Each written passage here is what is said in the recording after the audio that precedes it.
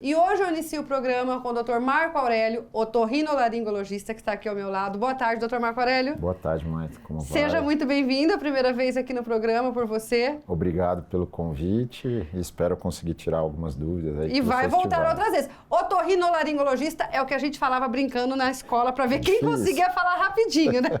Demorei para aprender. Vamos abreviar para otorrino, né? Nós estamos aqui hoje para falar das infecções de garganta, as infecções com repetições. Fala um pouquinho pra gente até onde é normal que você pode ir levando sem uma cirurgia, quantas vezes no ano, porque, e eu imagino na pandemia como é que foi essa loucura, né? Mas quando a gente fala em infecções de garganta, a gente sempre tem que pensar, né, que a garganta são várias estruturas, tem as amígdalas, que Sim. talvez é que todo mundo acaba, eu tô com uma dor de garganta, eu tenho uma amidalite, mas não necessariamente é isso. Então a gente acaba classificando, na verdade, como faringo, tonsilites. Tonsila é a amígdala, né? Certo. Tonsila palatina, a gente dá esse nome.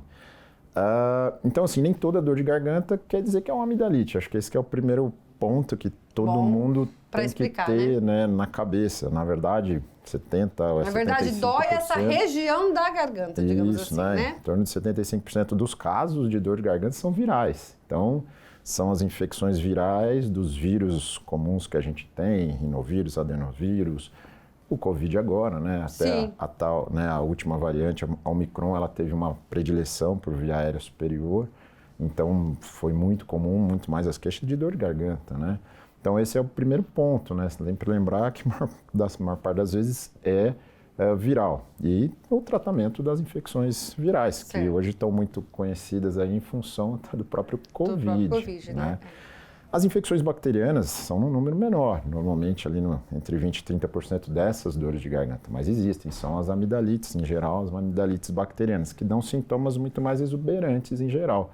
Então, sintomas abruptos de febre alta, com muita, né? A gente fala, né, adinamia, prostração. Então, sintomas mais exuberantes para o paciente e muita dor, né? Muita dor. Então, isso são talvez os grandes diferenciais aí, né? O quadro viral é um quadro mais leve, um quadro com febres mais baixas, de evolução mais arrastada, e a amidalite bacteriana é muito mais... E desses quadros, qual o que acontece com mais frequência nas crianças, doutor? Assim, nas crianças também são as virais. Certo. Sempre mais as virais, como nos adultos. Só que nas crianças, a amidalite bacteriana ela é muito mais comum, principalmente na faixa etária ali dos seus 3 a 10 anos de idade. É uma fase de atividade muito grande imunológica dessa região, né, onde estão as amígdalas. Então, tem respostas e infecções mais comuns mesmo, amidalianas, né?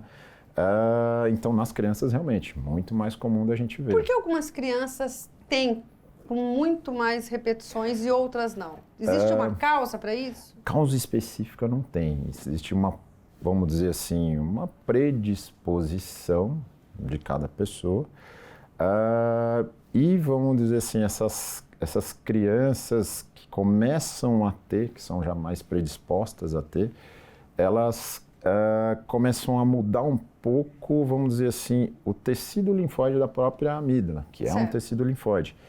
E isso acaba acarretando, vamos dizer, uma diminuição local ali, uma mudança local na parte imunológica, né, mais relacionado a um tipo de linfócito, que é o linfócito B, e começa às vezes a predispor a própria amígdala a ser um foco de infecção. Então essas crianças começam a ter mais frequente amidalite. Caracterizada pela febre, com, vamos dizer, um diagnóstico, até muitas vezes o diagnóstico médico mesmo, com as placas de pulso, febre alta, e que sempre precisam de tratamento com antibióticos, diferente das, vamos dizer, dores de garganta virais, né? As dores de garganta virais que não precisam normalmente desse tratamento com antibiótico. E quando é indicado a cirurgia, a retirada das amígdalas? No passado tinha uma infecção, tiravam-se as amígdalas, né? E a adenoide? Necessariamente quando você tira a amígdala tem que tirar a adenoide? Como é que é? Não necessariamente. É que muitas vezes, só para explicar, né, pro pessoal, a adenoide é um tecido como a amígdala, mas não fica exatamente naquela posição, ela fica na região por trás do nariz, a gente chama isso de rinofaringe, que é a parte alta, né, da faringe. E todas as vezes que a criança está nessa fase de inflamação, ela fica com o nariz entupido, tudo isso também? Não necessariamente. Tem crianças que essa dificuldade para respirar, dificuldade, né? Tem crianças que só têm as amidalites de repetição. E tem crianças que acabam tendo os dois. Porque a amidalite de repetição pode predispor a um aumento da amígdala. Certo. E esse aumento também da adenoide, esse tecido que fica lá atrás, levando, vamos dizer, aos quadros respiratórios. Crianças que roncam muito, crianças que têm dificuldade respiratória durante o dia, respiração oral frequente, crianças que têm durante, vamos dizer, o sono, né, às vezes até paradas respiratórias, que a gente dá o nome de apneias do sono. Então, e normalmente a amígdala aumentada e a adenoide são as grandes causas. Doutor, né? agora você falou do sono, a criança que tem dificuldade para respirar. Isso interfere na arcada dentária da criança? Bastante, né? A criança, para ela se desenvolver, e principalmente a gente chama o arcabouço facial, ela tem que estar com a boca fechada e respirando pelo nariz. É muito importante a projeção da língua na região alta, que a gente chama, né, no palato, para expandir. Crianças que não fazem isso, respirando muito pela boca, acabam tendo, a gente chama aquela boca muito arcada, né? A gente chama de palato ogival, o nome que a gente dá, que parece a ogiva das igrejas medievais, vamos dizer assim. E isso prejudica muito a arcada dentária e o desenvolvimento facial mesmo. Certo. Por isso que é muito importante a criança dormir bem e principalmente respirar pelo nariz, né? Normalmente é um tratamento, inclusive, quando é feito, que envolve muitos profissionais, envolve o otorrinolaringologista, o pediatra, o profissional da fonoaudiologia, o ortodontista, né, que faz esse ajuste. Mas se a criança tem uma obstrusão mecânica, que é aí o aumento da amígdala ou o aumento da adenoide, é muito importante ser resolvido, senão, vamos dizer assim, você não consegue resolver isso. Certo. Quanto àquela parte das infecções, como eu falei antigamente, uma infecção tirava uma amígdala. Agora, atualmente, você tem, assim, a gente fala, primeiro, bom senso, né? Quando você for ver, né, nos estudos, dados, falam, se a pessoa tem mais de 6 a 7 infecções num ano, tem que tirar a amígdala. Porque acho que a maioria das mães, quando começa a tomar muito antibiótico, dá muito antibiótico pro filho, isso é que fica um pouco preocupante, né? Sim, que não é uma coisa boa, cria resistência bacteriana. Agora eu vou entrar numa pergunta aqui, mito ou verdade? A água gelada, o sorvete, tudo isso pode prejudicar? O sereno, né? Aquela friagem que a avó fala. A gente fala que, assim, eu brinco que a amígdala, quando está alterada, essas crianças predispostas com as infecções de repetição, ela realmente, ela reage demais. Então, às vezes, alguns estímulos podem fazer ela reagir demais e fazer a infecção, né? Certo. Para a criança que não tem isso, né, não tem essa predisposição, isso aí vira mais realmente um mito. Agora, realmente, a criança que tem muito, que já aí tem, sim, né? Aí a hora que entra em contato com o sorvete, por ser gelado, pode vir, facilita, né, por estar com uma contaminação mais crônica, fazer, né, a agudização e infecção novamente.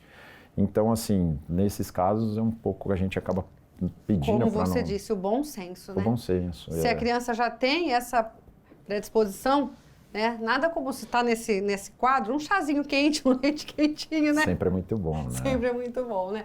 Bom, só para a gente encerrar, fala um pouquinho, resumidamente, da cirurgia, então, né? Para que as mães não tenham medo, né? Não, é uma cirurgia, eu acho que assim, sempre, bom senso também é isso, né? Sempre pergunto, é uma cirurgia simples? Eu sempre falo para meus pacientes, nada na medicina é simples, nem tirar uma unha cravada, né? Então, assim, dentro dos procedimentos otorrinolaringológicos, né, é um procedimento mais, vamos dizer, de um porte médio básico. Talvez é a primeira cirurgia que nós aprendemos dentro, né, da nossa formação relativamente rápida, com, né, riscos existem, tem seus riscos, é uma cirurgia feita num hospital, né? Feito, né, sob uma anestesia geral, por isso sempre é bom fazer com bons profissionais, um bom serviço hospitalar. Mas uma cirurgia, assim, relativamente rápida e que, como eu falo, né, um pós-operatório, principalmente na criança, bem mais tranquilo, né? Normalmente, cirurgias que internam-se de manhã, vão embora no mesmo dia.